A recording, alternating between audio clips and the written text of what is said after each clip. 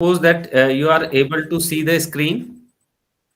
Uh, in the previous class, we had discussed about the introduction of the business organization and the business industry and the industry in goods as well as in service industry. So, am I audible to all? And I suppose that I'm audible. And the screen which I have just shared with you, it is audible. It is, you can see the screen. Yes. Hmm. So, guys, today's topic is this commerce. So, you are going into the topic by and by because the business, industry, commerce, we uh, most of the time we assume that all are same, but in actual, if as a student of this particular subject, you cannot say that all are same. So here, this is the topic, that is the commerce. So guys, here you have already learned about the industry, business activity. Business activity, you have learned about the economic, non-economic activity. Then you have industry and commerce. So you also learned that industrial activities are concerned with the production of want satisfying goods and services. So unless these goods and services are made available to those who need them, because it is very much important here, means in industry you are producing your goods, and even in service industry you are producing your services. So all these are superfluous. They may become idle and they may remain there in the warehouses unless and until you have a better commerce interlink between the consumer and the industrialist. So, unless these goods and services are made available to those who need them, they may not fulfill their objective, that is satisfying human wants. So, guys, therefore, the goods produced by the industries should be made available to the consumers at right place, right time, right quantity, right price, and in right manner. So, guys, if you really want to be a practical into it, and although this is simply a text, one may need to picturize the thing that these things are really working in this uh, globalization world. So consumer is sitting anywhere beyond the boundary of your country. So right place is important, right time is also important. Like there are so many apps, they are providing you goods at your doorstep and very quick. So competition is there, cutthroat competition is there. Those who are providing you goods much sooner or in the better time, so it is good, it is assumed to be good, you will definitely give them very good marking, rating. Right quantity, right price, because again, if you have the better quality of goods at a cheaper price, you will definitely accept that good or services. So and in the right manner. So this is also important, means after sales services, if your the goods are not up to the mark, you must have the return facility as well. So here comes the activity of commerce. So there is a scope of commerce, guys. Means industrialist cannot do in his things in isolation. So there is a hinge between the industrialist and the consumer, that is the commerce, to fulfill all these requirements. So therefore it is written in bold, all the activities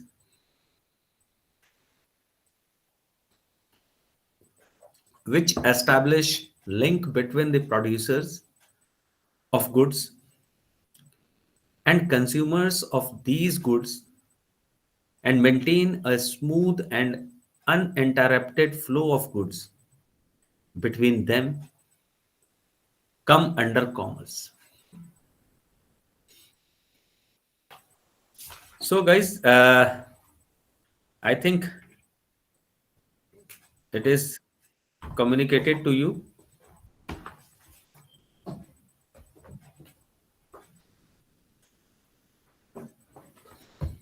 A smooth and uninterrupted flow of goods and services from producer is means to a consumer is beset with many barriers and hindrances. For instance, goods produced by one may be consumed by another. In such a case, unless the producer and consumer identify each other, there is no scope for exchange of goods between them. So, guys, this is the hindrance of person. Similarly, for buying a product, consumers should have the knowledge about the existence of that product, its features, and other things as well. Therefore, there is a need to provide such information to the consumer.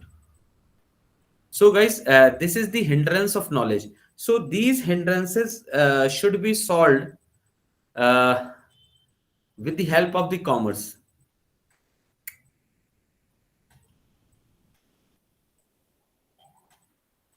So, this thing that you need to understand, the hindrance of time arises out of the time gap between the time of the production and the time of consumption.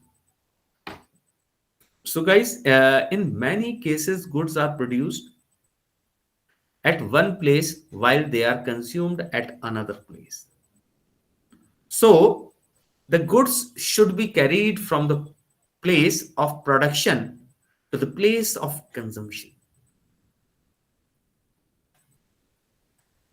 This gives rise for the hindrance of place. So there here comes the scope of commerce. Commerce eliminates all these hindrances, guys, and facilitates the exchange of goods between producers and consumers. So later in this section, you will learn in detail how these hindrances are eliminated through various business activities which form part of commerce. So, guys,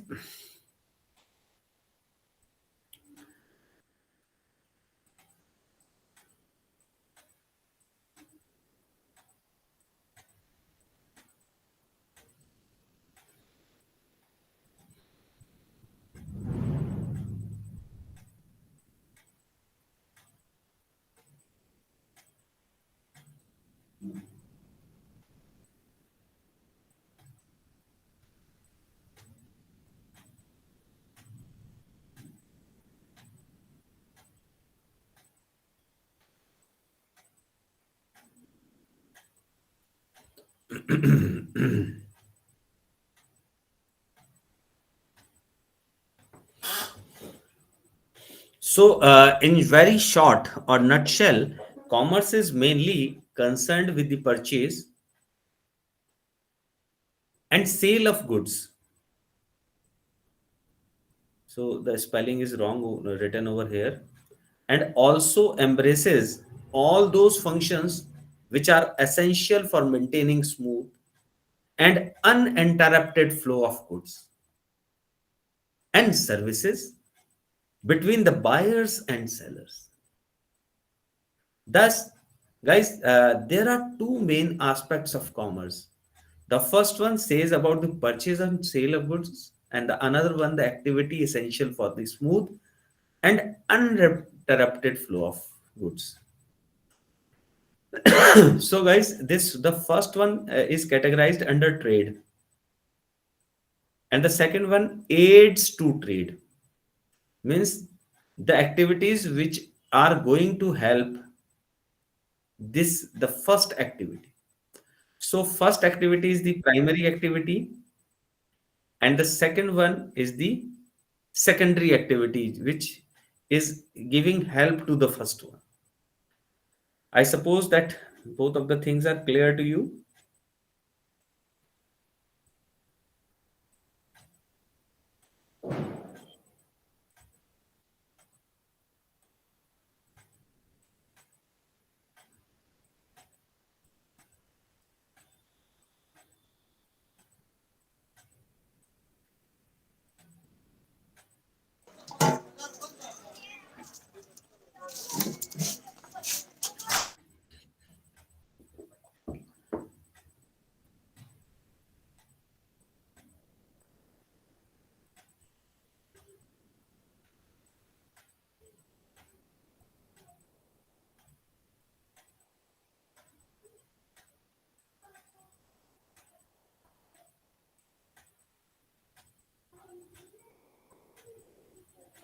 So, guys, I think, is that clear to you, all of you?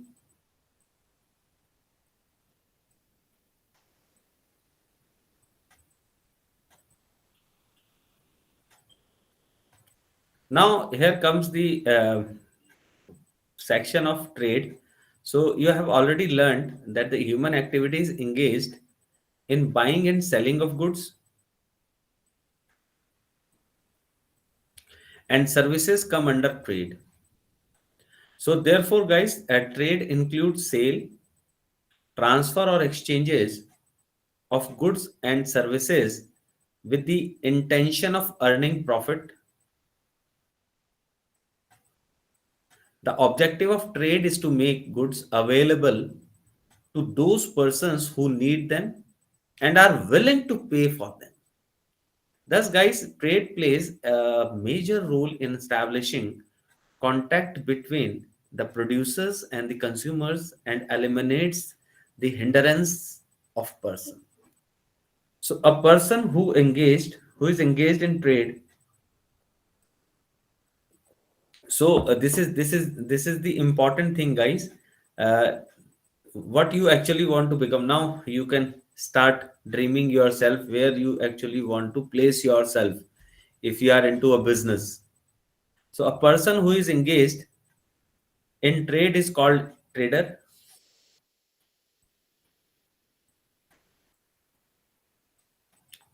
or you can say, guys, the middleman. Various traders operate in between producers and consumers and remove the hindrance of person. We can classify trade into two broad categories. The first one is internal trade, and the second one is external trade. So, guys, that you need to understand the internal trade and the external trade and the difference between the two.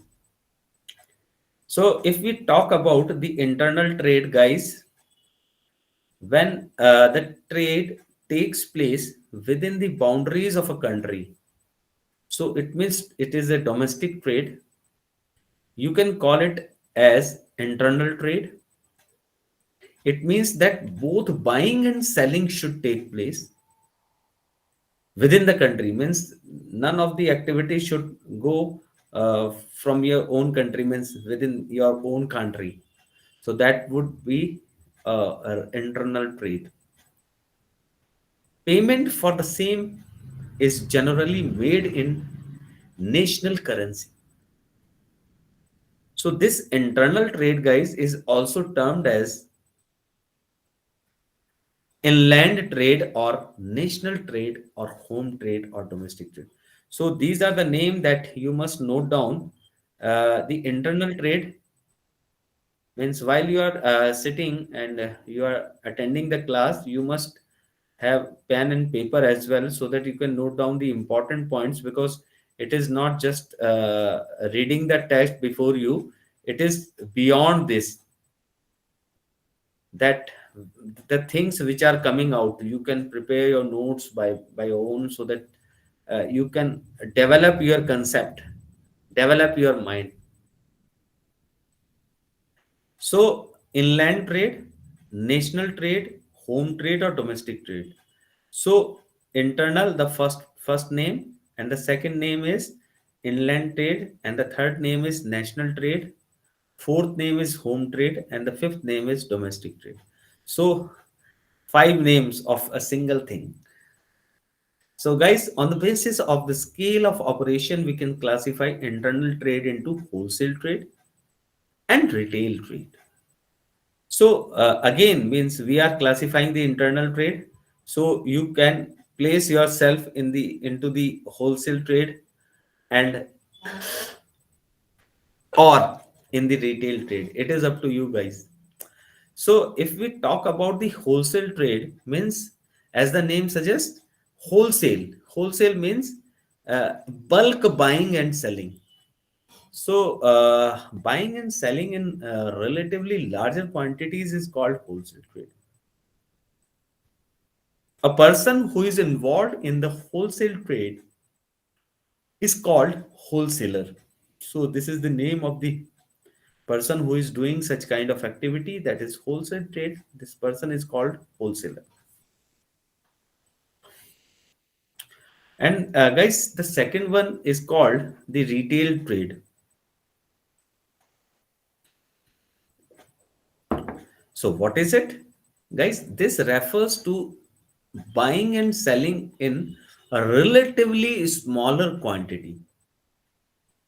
A person engaged in retail trade is called retailer. So, you can say, means if you are into a wholesale trade, means you are directly buying from the manufacturer and you are selling the goods to the retailer, so that this retailer can sell the goods to the consumer, the final consumer.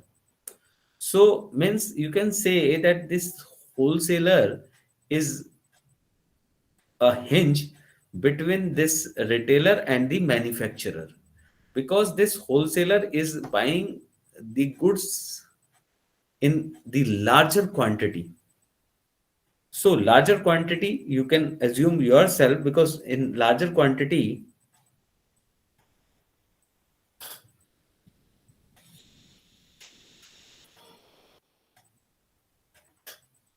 in larger quantity of goods you cannot consume by your own, unless and until you are having a very big business house. Again, to consume you need to have something which is very big. So wholesalers are buying from the manufacturer for the retailer, and retailers are catering to the consumer. I suppose that these both of the things are clear to you.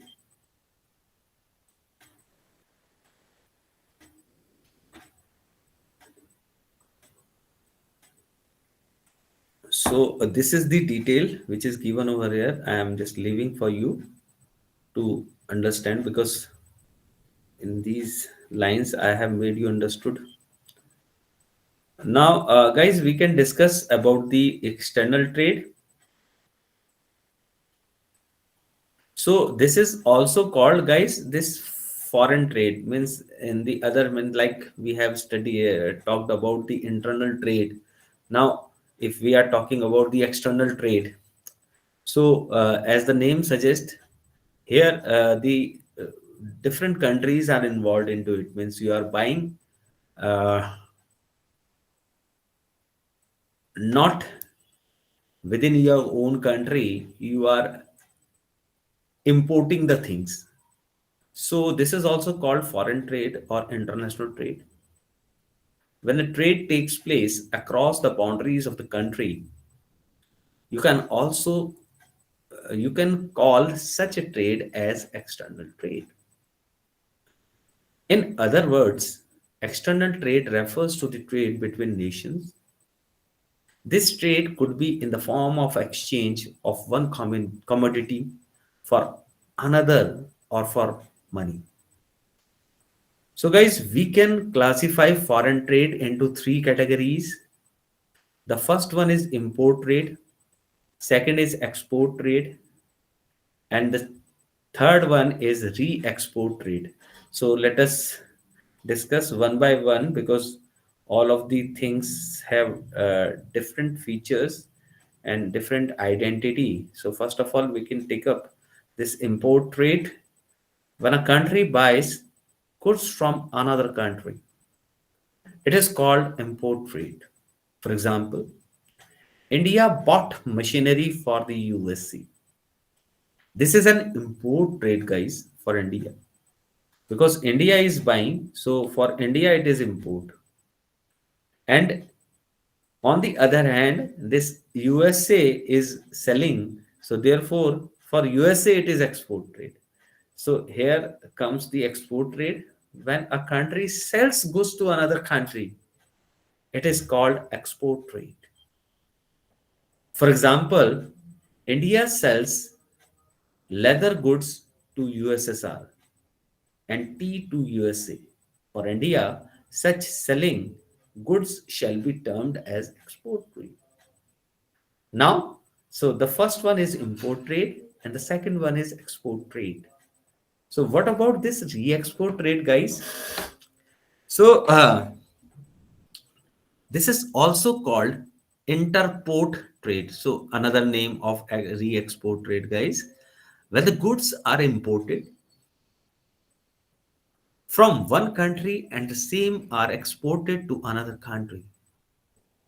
So, guys, such a trade is called re-export trade.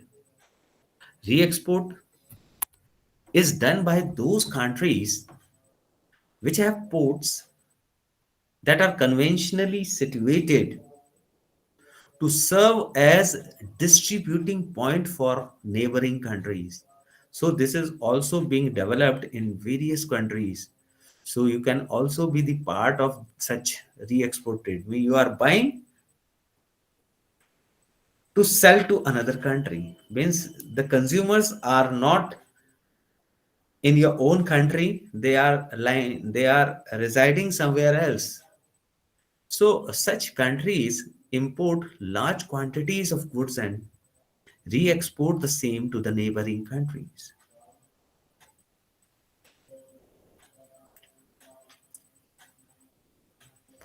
Now, after trade, guys, that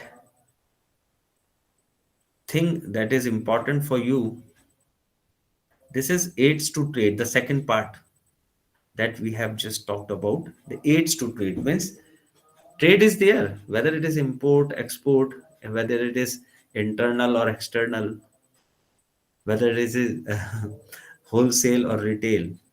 Means what are the important things that are going to help your trade? That is aids to trade. So, guys, the activities which facilitates the trade are called aids to trade. Thus, all human activities which eliminate the hindrances and facilitate the flow of goods from producers to consumers come under aids to trade.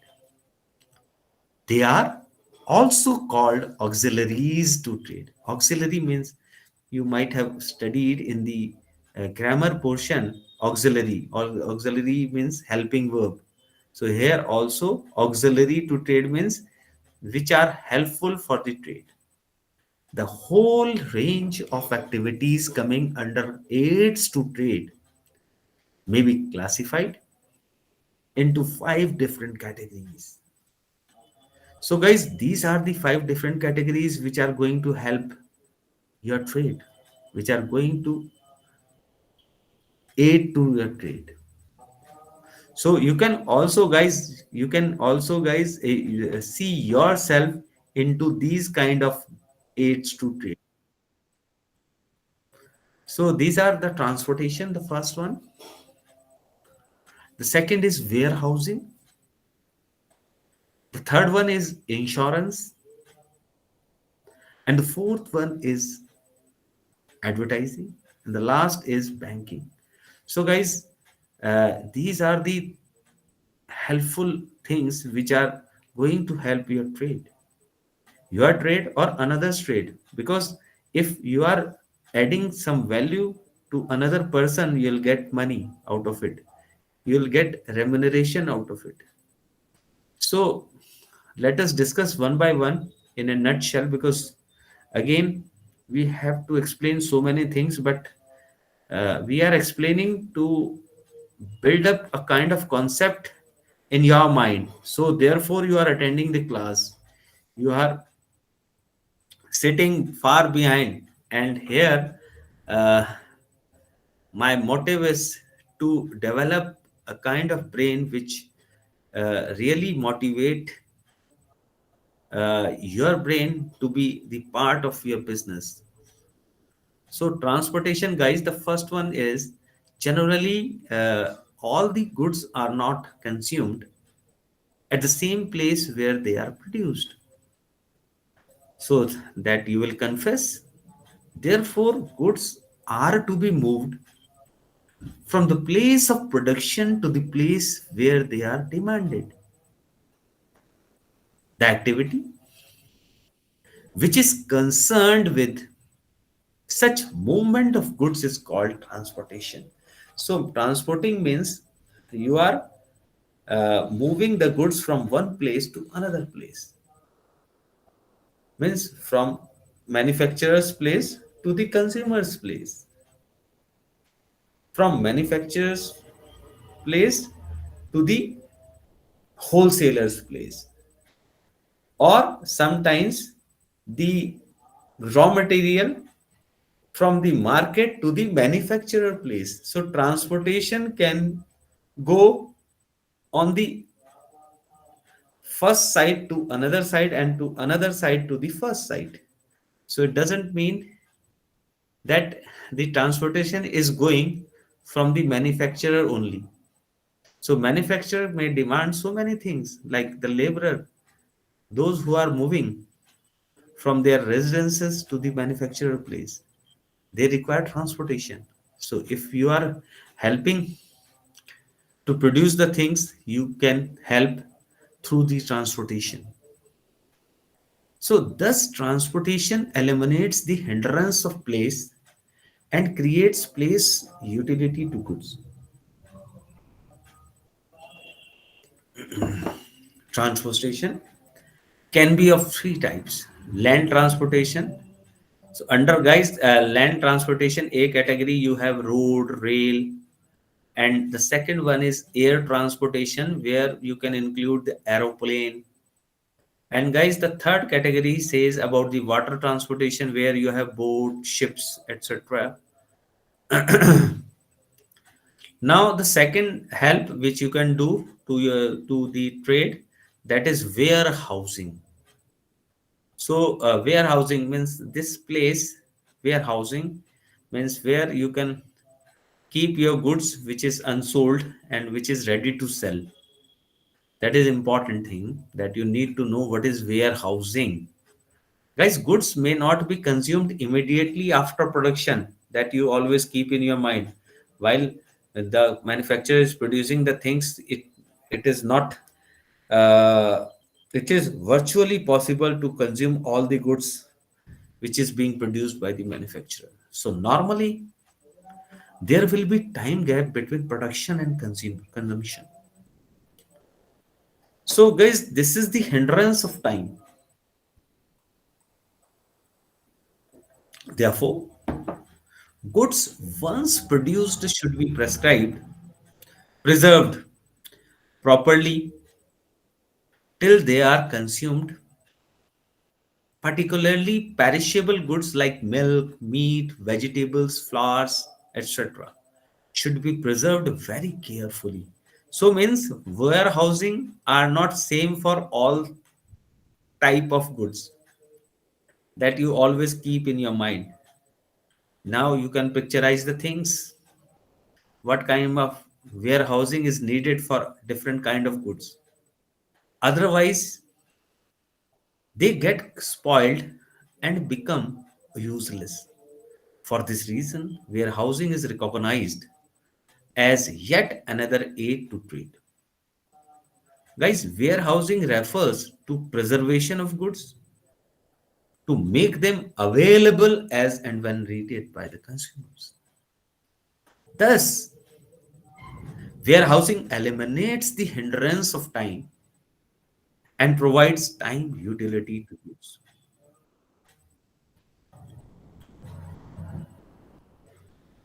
So another aid to trade, that is, guys, this insurance. So insurance means insurance which is helpful to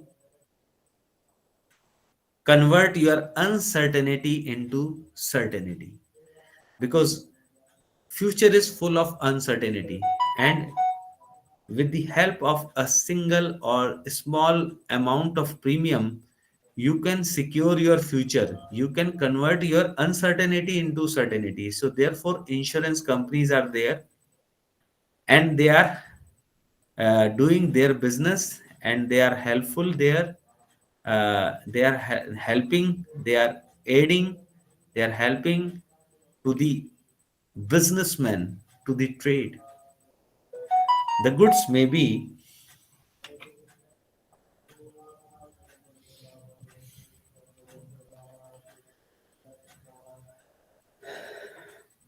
the goods may be destroyed while in production process or in transit. Transit means on the way, means if the goods are moving from one place to another, so that is called in transit, due to accidents, or in storage due to fire or theft, etc. The businessman would like to cover these risks. So there are risks, there are uncertainties. So uncertainties alternatively can be called as risks. Insurance companies come to their rescue in this regard. So they undertake to compensate the loss suffered due to such risks. For this purpose, the business has to take an insurance policy and pay a certain amount of regularly, called this is premium. So thus, guys, insurance eliminates the hindrance of risk. So you can e- even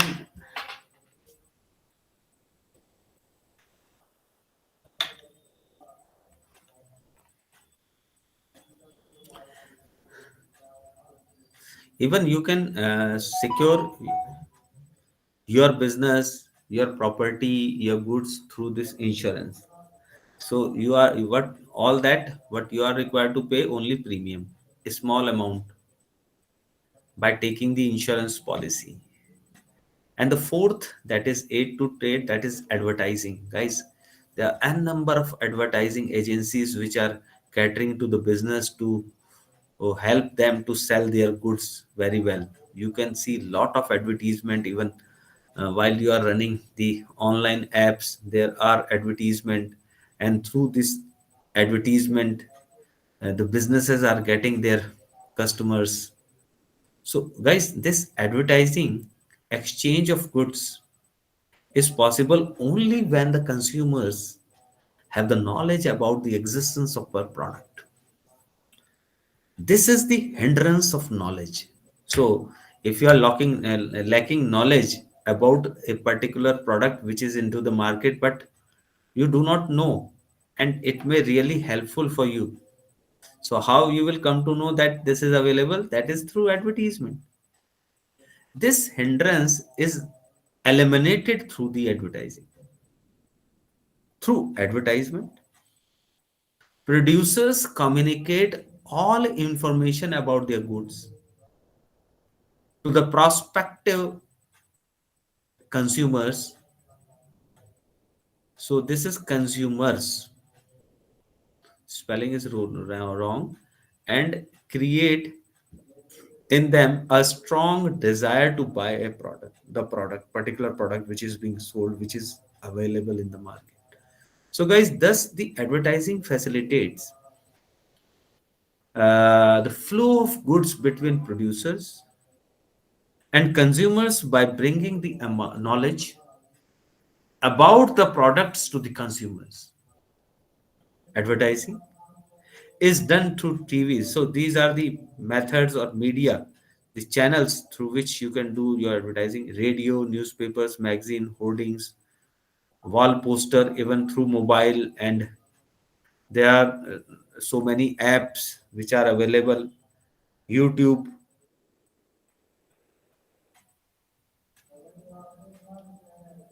And the fifth one, that is banking, guys. Banking, you must be having your accounts in the banks. So they are, you might be having your saving accounts over there, but in addition to this holding the saving account, the banks are facilitating the business in various ways. So therefore there is existence of banks. So guys, banking facilitates the flow of goods by removing, so this is flow of goods, not flaw. Flaw means lacking, flow means moving. Again, a spelling mistake is there. By removing the hindrance of finance and credit. Nowadays, we cannot think of business without banks. To start the business or to run it smoothly, we require money. Banks supply money. A bank is an organization which accepts deposits of money from the public, withdrawal or demand or otherwise, and lends the same to those who need it. Banks also provide many services required for the business activity. Now, guys, through this figure, you can easily understand the tree, how it is placed, or you can keep in your mind. This is the classification of commerce. You have trade and aids to trade. Under trade, you have internal and external trade.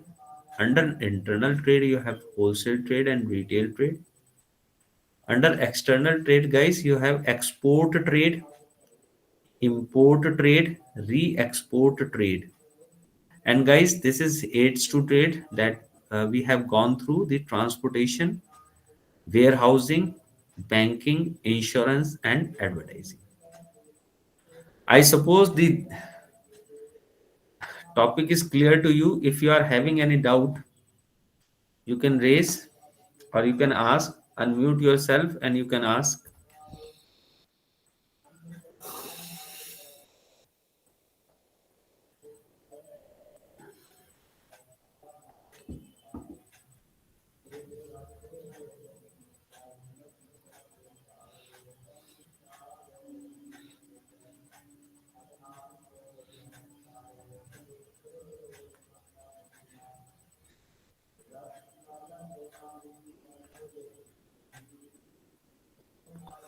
No doubt. Should we proceed further?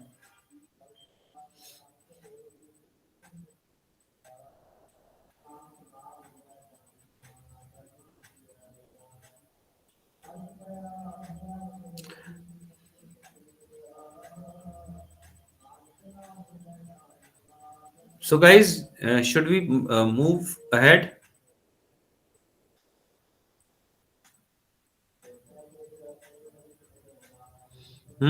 Good. Sohila has asked that what is the difference between commerce and e-commerce?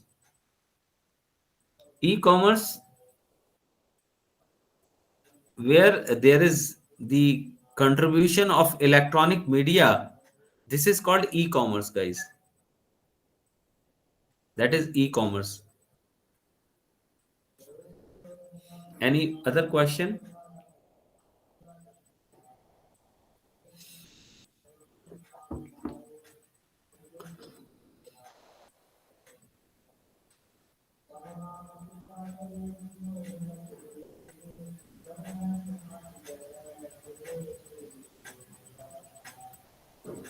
Okay, I'm moving up further.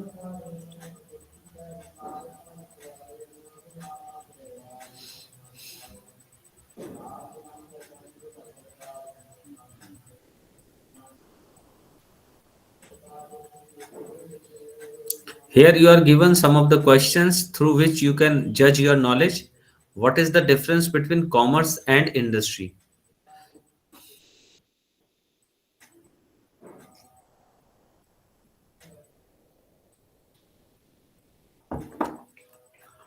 What is the difference between trade and external trade? So some of the question means, I am not doing all the question for you, but still I can check your knowledge, because after studying a topic, the teacher is also interested to know about the level of your understanding. So I am simply asking in single statement from your side, students, and that is, what is the difference between internal trade and external trade?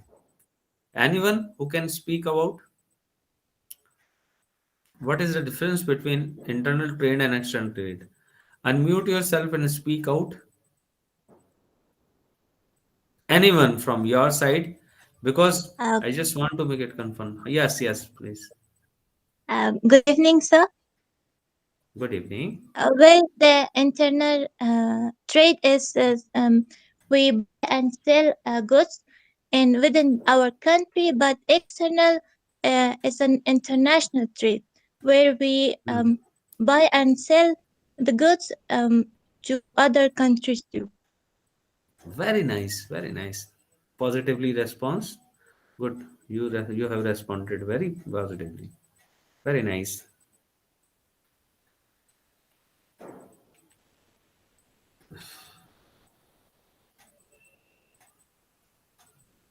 One more question which I just want to speak before you, and I want your answer. So, the list of hindrances are given below. State the names of business activity which eliminates them. Like you have hindrance of distance, hindrance of time, hindrance of risk, hindrance of finance, hindrance of knowledge, hindrance of person. So, I'm just asking about this hindrance of knowledge, the fifth one. Who wants to answer this? Yes, Lima. Yes, sir. Hindrance of knowledge we can eliminate by the advertising. Very nice. Through the advertisement, we can eliminate this thing. Good.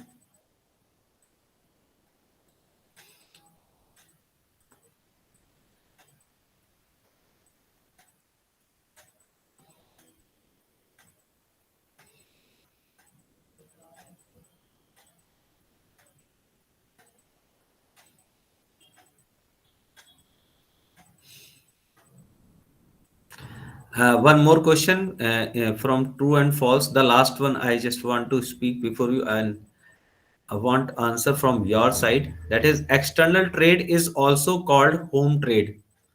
Is it true or false? Anyone from your side? Those who have not yet answered? False. So it means false. Hmm. False. Yes. Good. Very nice. You have responded very positively.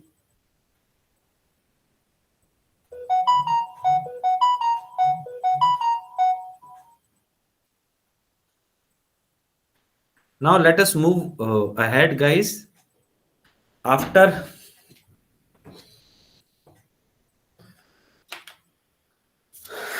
uh, studying about, we have just discussed about the commerce part, and under commerce we have studied about the trade and aids to trade.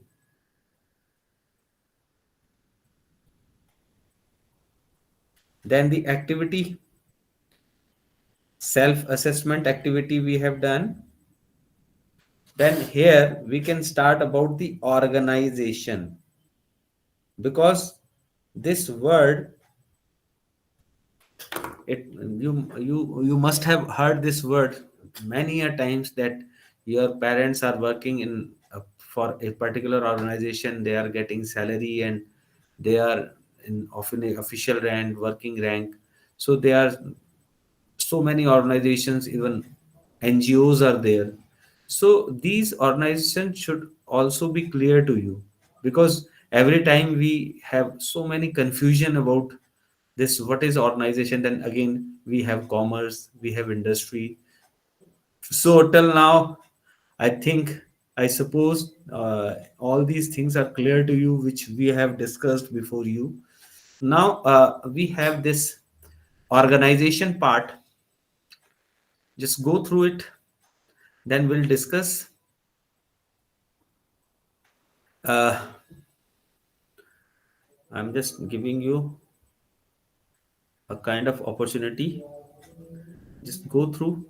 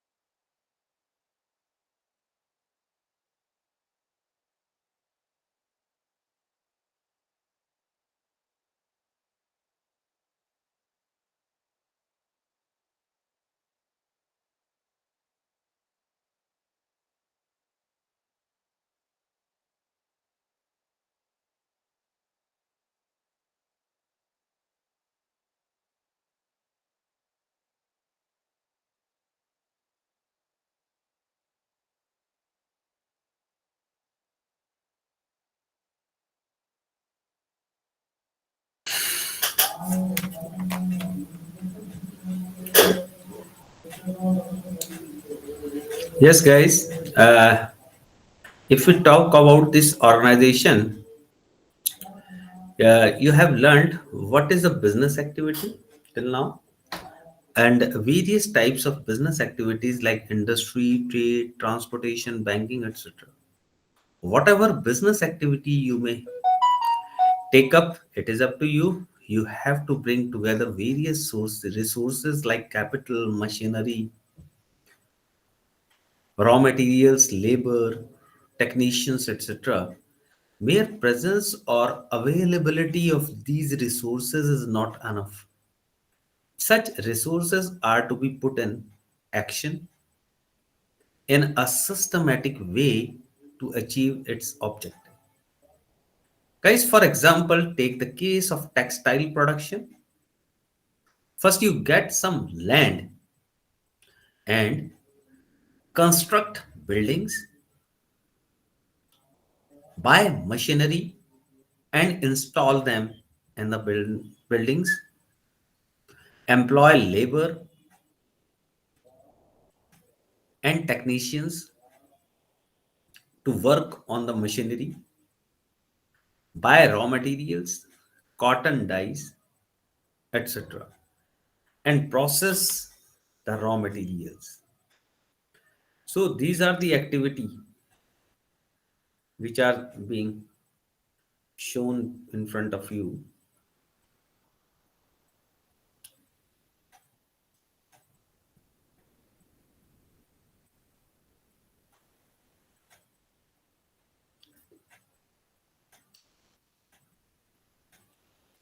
In the factory, guys, raw material in the factory and produce the cloth.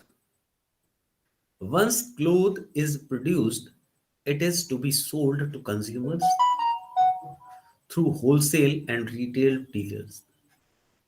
Thus, to produce cloth, you have to assemble resources such as factory, cotton dyes, labor, wholesalers, retailers, etc. But simple presence of these resources may not achieve the purpose. We have to put these resources together in action very systematically and coordinate their activities, then only it is possible to produce the clothes, distribute it to consumers, and get profits. This is true with any business activity. A business activity becomes a reality only when efforts are made to bring the required resources together, put them at work systematically, and coordinate their activities properly. This is referred to as business organization.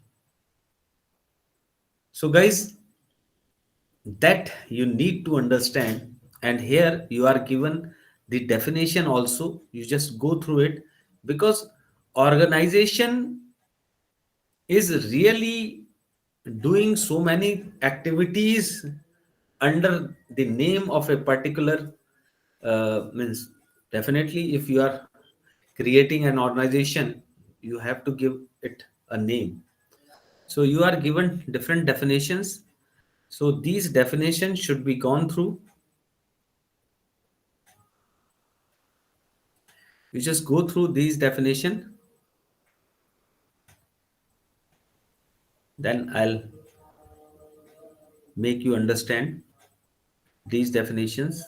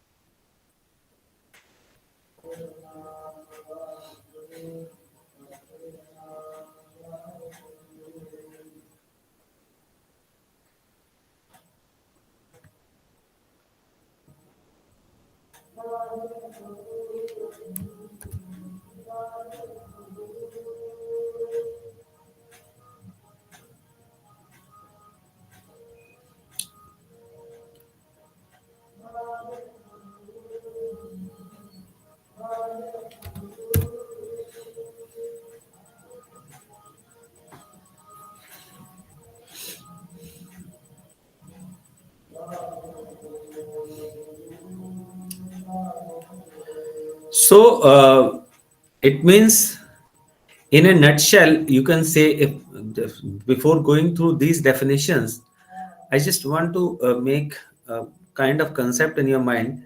Means if you really want to do commerce or trade or aid to trade, or you are an industrialist, so you need to create your organization. So in the opinion of J.W. Sulje, organization is a combination of necessary beings, materials, tools, equipment, working space, apparatus, and finance brought together in a systematic and effective correlation to accomplish some desired objective. And guys, Oliver Sheldon defines it as the process of combining the work which individuals and group have to perform with the facilities necessary for its execution, so that they provide the best channels for efficient, systematic, positive and coordinated application of the variable efforts, available efforts, as viewed by FJ Wright. Organization is the arranging or combining of resources to achieve an economic aim, either with the resources available to achieve the maximum result or profit, or to achieve a given aim with the least possible expenditure of resources. So, guys, here the gist of it: business organization means bringing together various components of business, such as workforce, because without man you cannot do, raw material, machine, capital, energy, etc., putting them on work systematically and coordinating and controlling their activities effectively to achieve the objective of earning profit. Now, guys, we are coming to the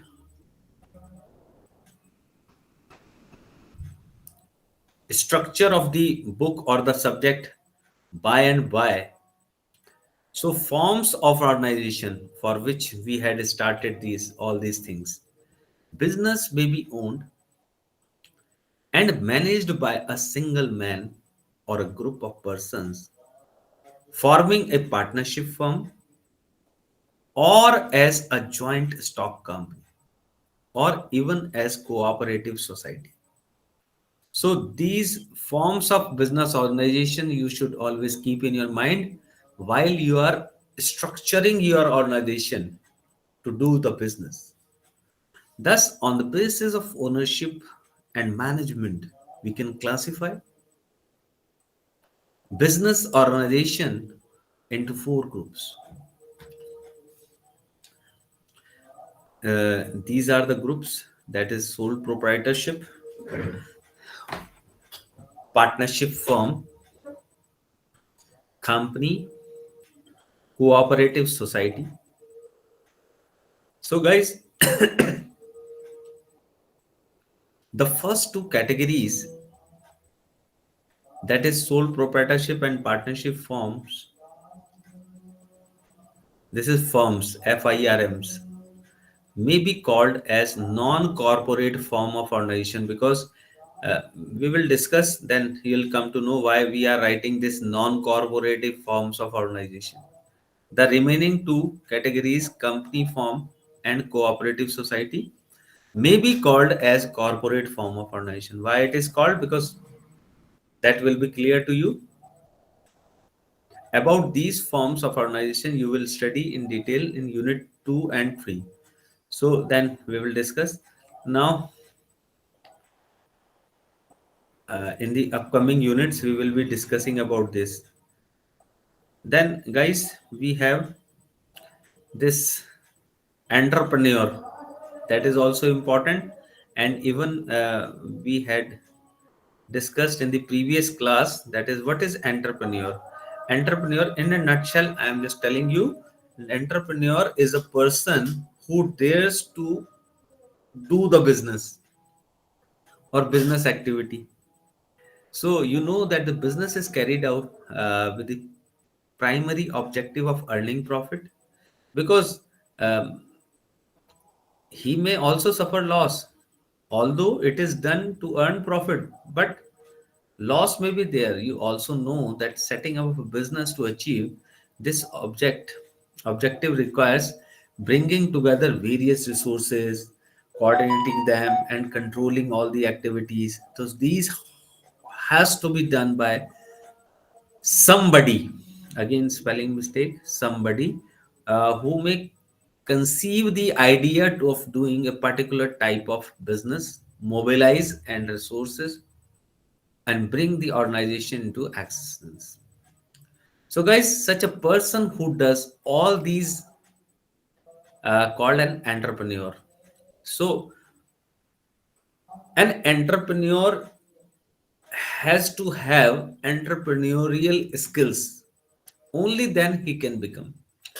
So, he is the one who also bears the risk of the business, who you know that although each enterprise is started with the objective of earning profit, but the possibility of loss cannot be ruled out. Thus, the entrepreneur is a person who conceives the business idea, brings the organization into existence, and carry on the business activity, and prepared to bear the risk of loss. You will learn in detail about in unit 4. So although it is unit 1, but here you are given the glimpse of unit 2, 3 and 4. So here, in short, the summarized form is written over here, that you can do it by your own.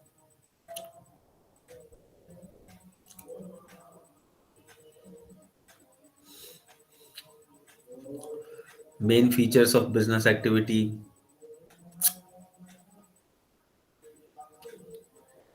that we have already done.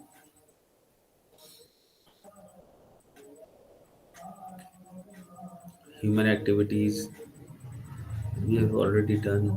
Advertising, banking, organization, commerce, that we have already done.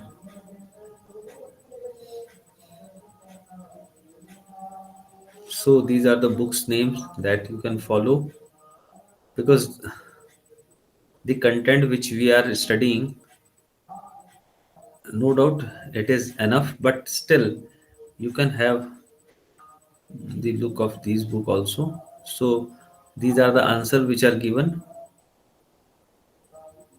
means which I had asked you some of the questions. Then you have terminal question.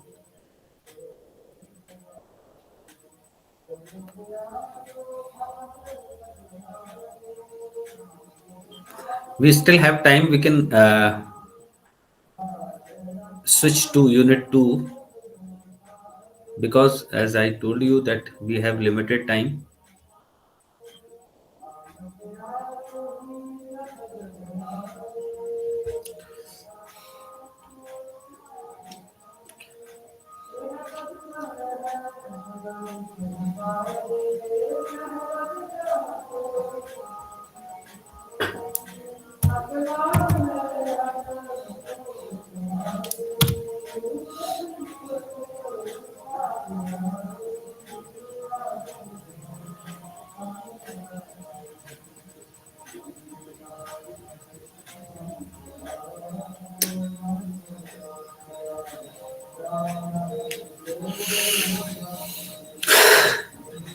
Hope you guys are able to see the screen which I have just shared with you, the unit 2.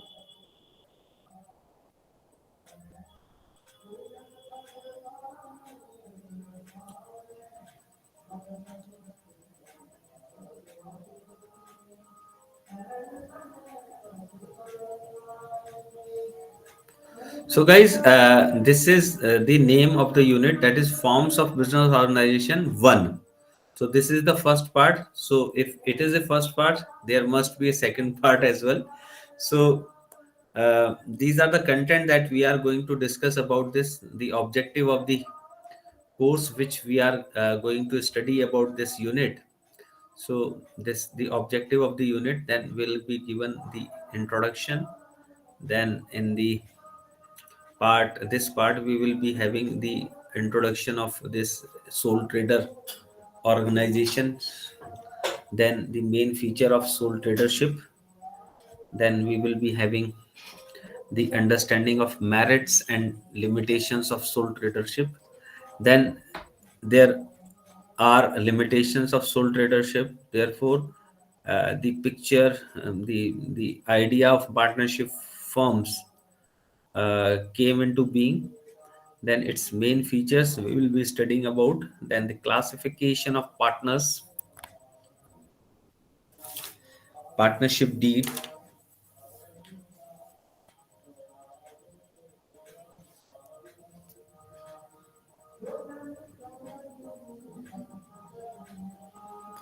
Merits and limitations of joint. Then we have joint Hindu family firm.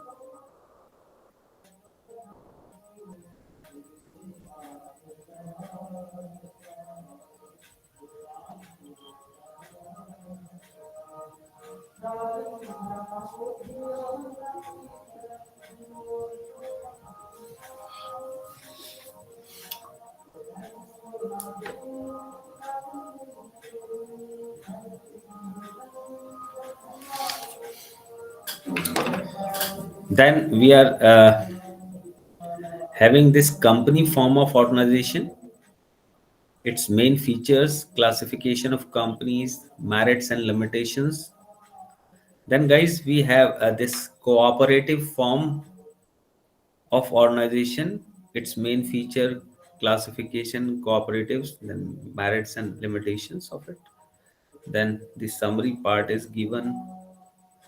So let us start about this after the objective of this unit that needs to be clear to you. Uh, why we are going to through this unit, we should be knowing that before studying this unit, at least we the student should set its objective to get all these things. The first one says about that describe the various forms of business organization, outline the features of each form of business organization, explain the merits and limitations of each form of business organization, which we are going to study. Now, guys, let us start with the introduction of this part. Guys, the here again, this is a very good feature of the IGNU material, that in the previous unit you learned that any activity carried with profit motive is called business, and that such activity may be an industrial activity, a trading activity, or a service activity like banking, insurance, transportation, etc. You have also learned that bringing various resources together to set up a business and putting them to work systematically is termed as business organization. The person who takes initiative to take up a business, provides the necessary funds, and bears the risk involved is called the owner of the business. When the business is organized on a small scale, it may be possible for one person to provide the funds and bear the risk. But when it is large, he may need others to join hands. Thus, business may be owned by an individual or a group of persons. When a business is owned and carried on by one person, it is called sole trader organization. But when it is owned by a group of persons, it may take the form of a partnership form, because there are more than one person. A company is a cooperative society. In this unit, we will study in detail the features, classification, merits, and limitations of these different forms of business organization. So, guys, let us start.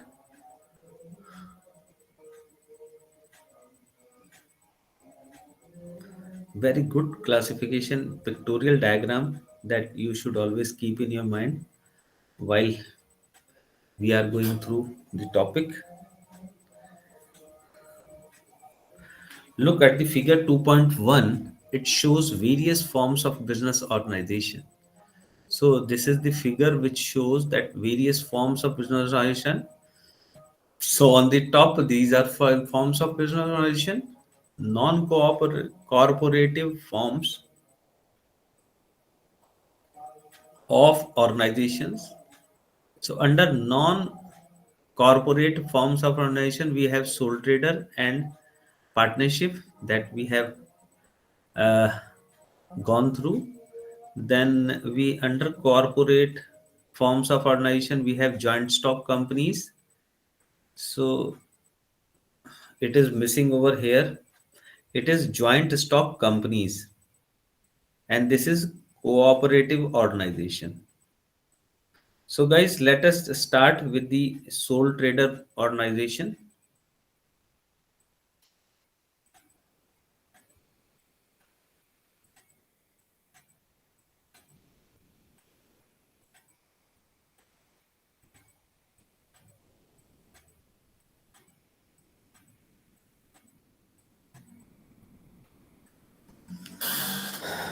Sole, as the name suggests, sole means single person. Sole trader organization. The sole trader organization, also called proprietorship,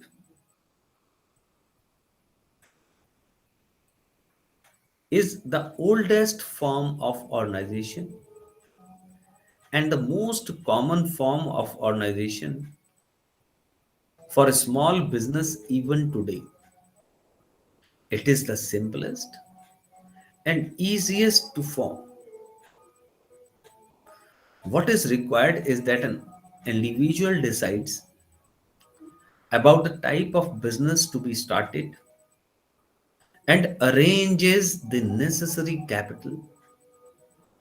Required capital may be mobilized from his own savings or may be borrowed from friends and relatives. Guys, the business may be carried either in a portion of his own residence or in a rented building. The person generally manages the business on his own. He may also take the help of his family members or employ some persons if necessary. He can take the advice from others in running the business, but his own will be the final. Will means desire or the opinion.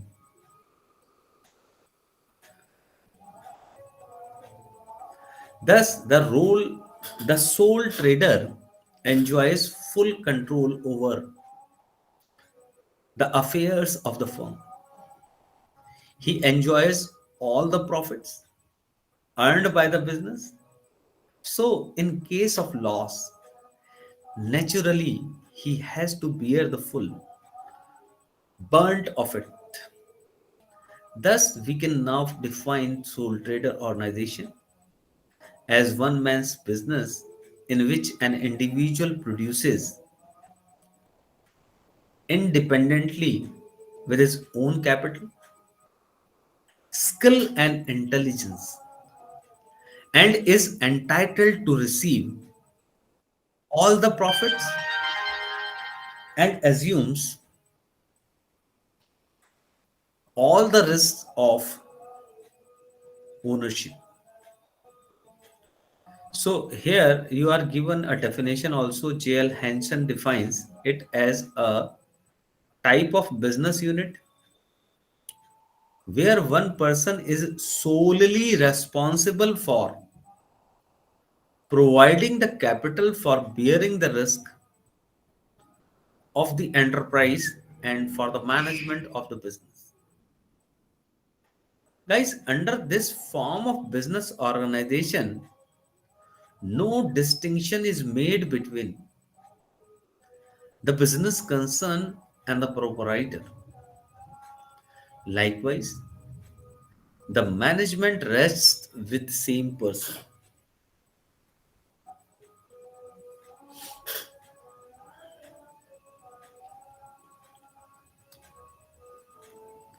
So here you are given the main features, guys.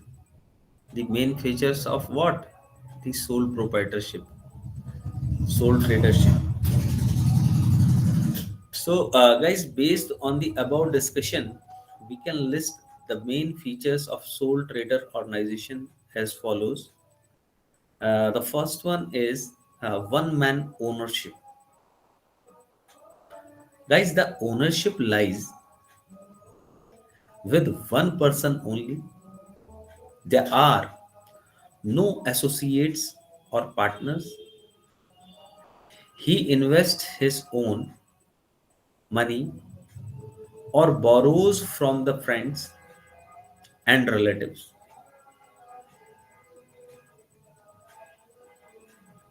or sometimes he can take loan from the banks.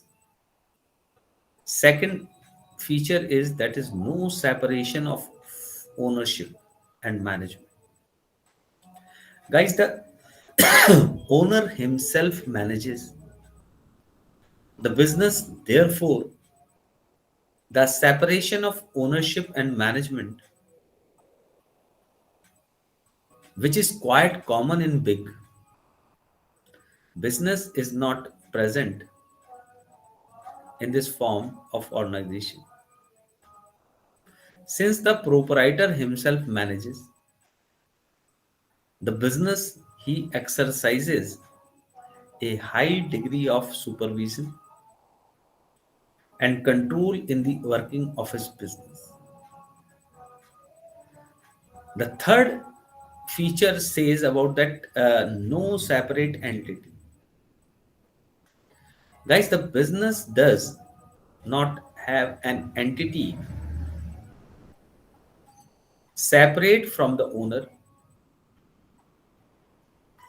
The proprietor and the business enterprise are one and the same.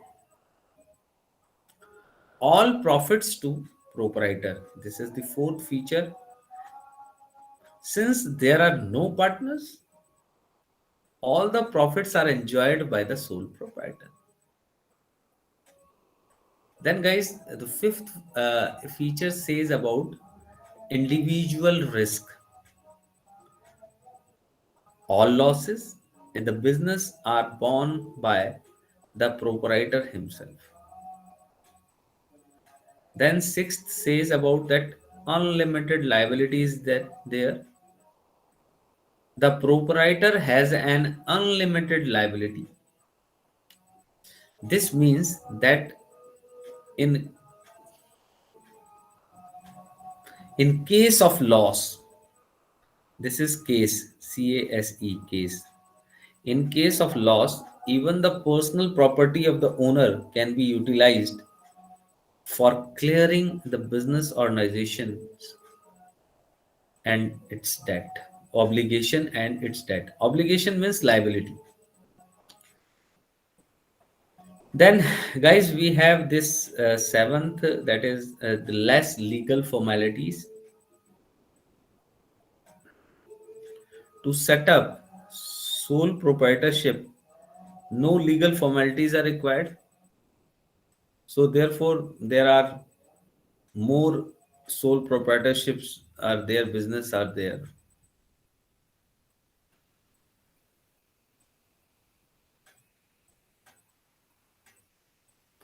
Of course, there are some legal restrictions for the setting up of a particular type of business.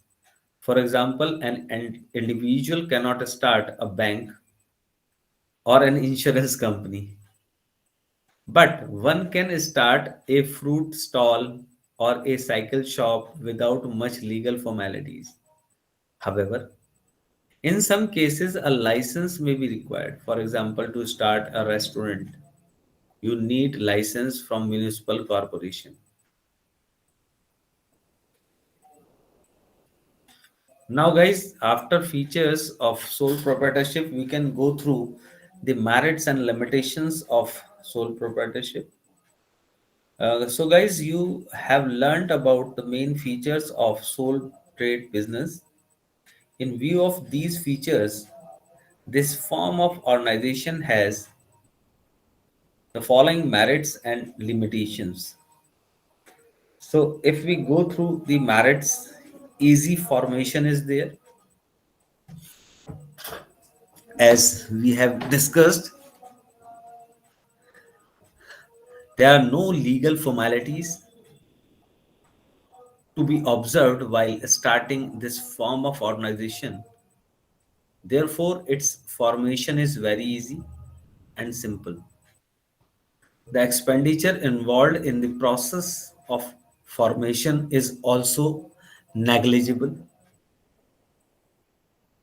Direct motivation, as you know, all the profits and gains of the business are solely,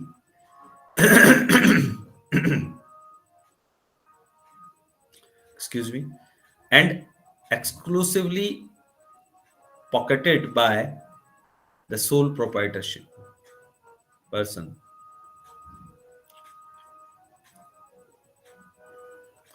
This motivates the proprietor to work hard and develop the business to get more and more profit.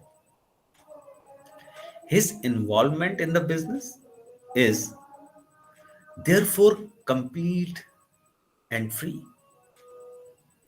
Then full control is over there.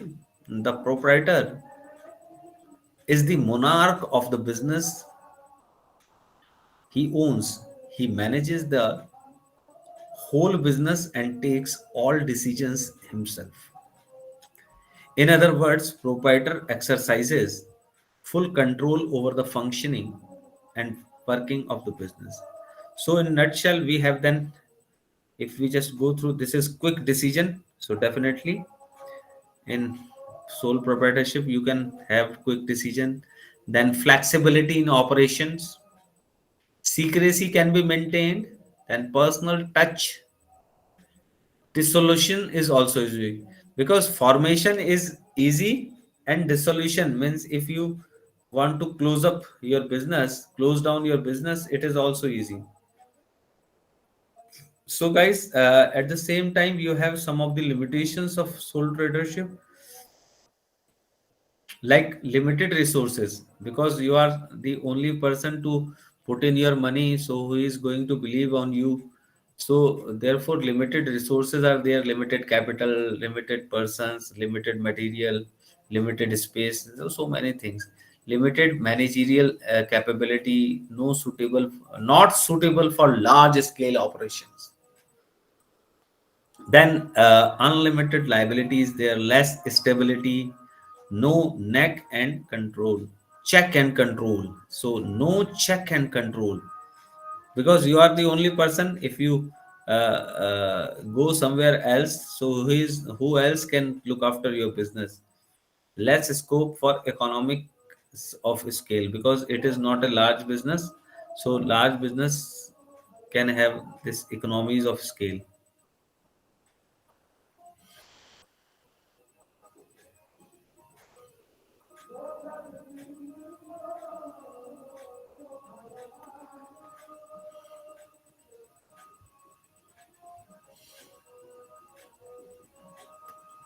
Again, you are given some of the fill in the blanks.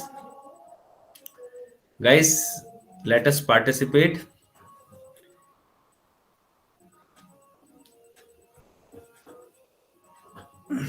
You are given this fill in the blanks. The liability of the sole trader is, what do you say? Limitation. Limitation. No. Liability is unlimited. Liability is unlimited.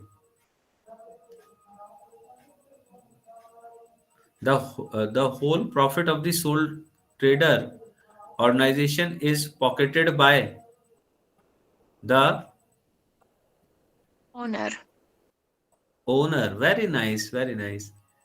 Sole trade business organization is suitable when the size of the business is Small. Small. very nice. Good, good, good going. Number of owners in sole trader organization is number of owner in sole tradership. One. One. In sole trader business, decision making is solely in the hands of whom? Owner. Owner. Correct. State whether the following statements are true or false. Proprietorship is most suitable for large scale business. Is it true or false? False. False. Correct. In sole trader organization, the proprietor is not distinct from the business concern. Is it true or false? This is true.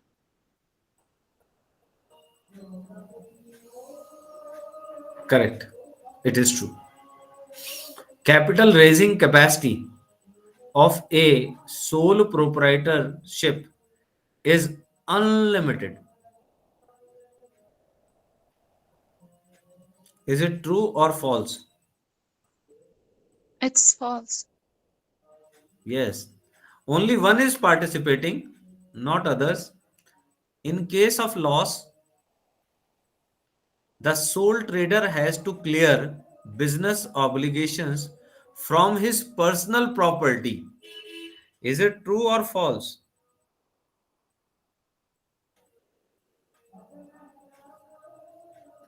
True. Yes, it is true. Very nice. A sole proprietorship is owned by many persons but is managed by only one person. Is it true or false? False. False. False. Because it False. should also be one person only. So, have you enjoyed the session, guys?